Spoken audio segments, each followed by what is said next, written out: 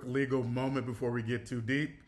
The information in this podcast is for educational and entertainment purposes only and should not be considered financial, legal, or tax advice. Yes, I'm an awesome financial advisor, but I'm not your trash financial advisor. Unless we've signed some paperwork, in which case, hey fam, good to have you here. Always do your own due diligence and talk to a qualified professional before making any major moves. I'm start with this. I didn't grow up with a wealth plan like most people. I grew up with rent, food, and transportation, all fighting like it's a WWF championship for the same paycheck. And you know what? Rent usually won.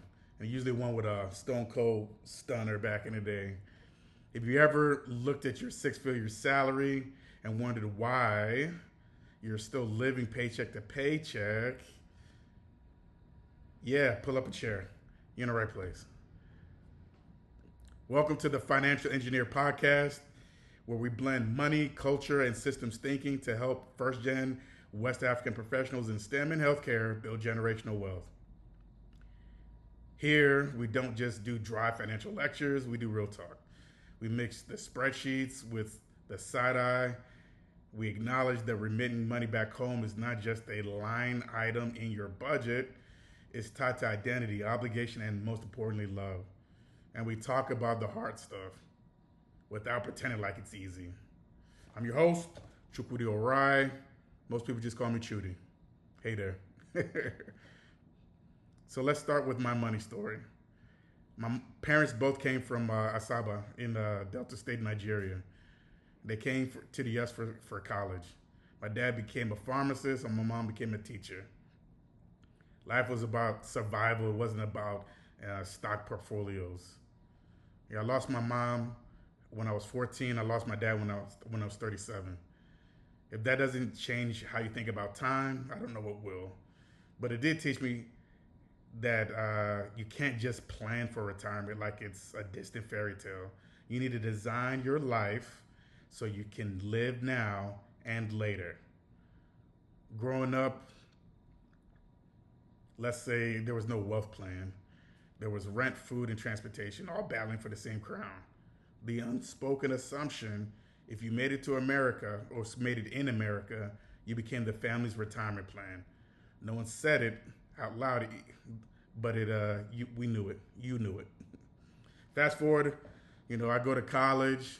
I'm in engineering school, cooking pizza on the weekends to keep my head above water. I didn't get any financial assistance from the government or anywhere else. I told myself after the end of the year, I'm not doing this shit again. So, for a break, I joined the Army Reserves. But I joined the military for 3 reasons. Money for school, and money for school. It wasn't glamorous, but I did my time, earned degrees in mechanical engineering, systems engineering, blah, blah, blah.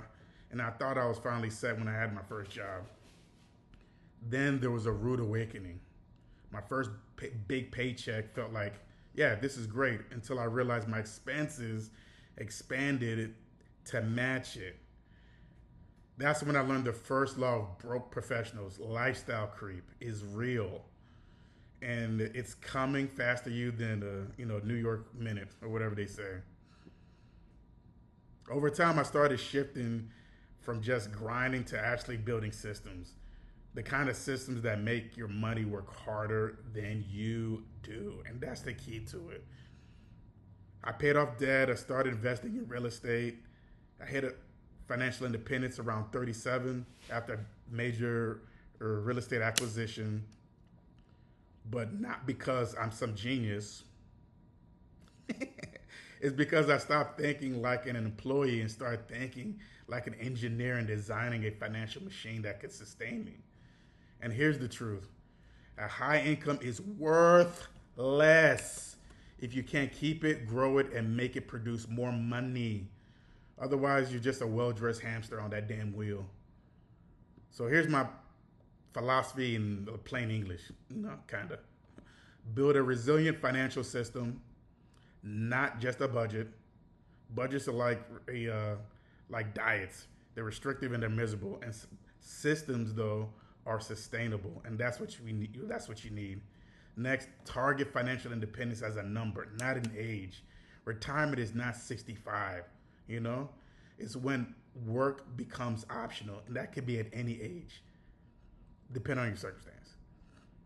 Use assets, real estate, investments, businesses, you know, to buy your freedom. So use those assets to buy your freedom, not just shiny shit, excuse me, shiny stuff. And I get it. For many of us who take care of home, or the concept of taking care of home is not non-negotiable. I think that's right. But you can't help anyone if you're drowning. Secure your own mess first. That's not selfish, that's sustainability. So here's what's coming. Solo episodes like this where I break down money concepts in a way your auntie can understand. Interviews with other first-gen West African professionals in STEM and healthcare. People who've navigated the same cultural and financial tightrope you're walking. Deep dives into systems-driven wealth building, balancing remittances with retirement, and my favorite, killing money shame. The goal is clarity, confidence, and a freaking plan. You stop winging it and start building it. All right.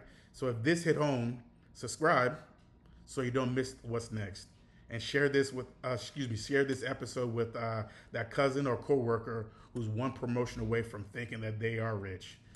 You can find me on Instagram at Lampados Financial Group, LinkedIn at Chukwudi Orai, or my website is lampadosfinancial.com.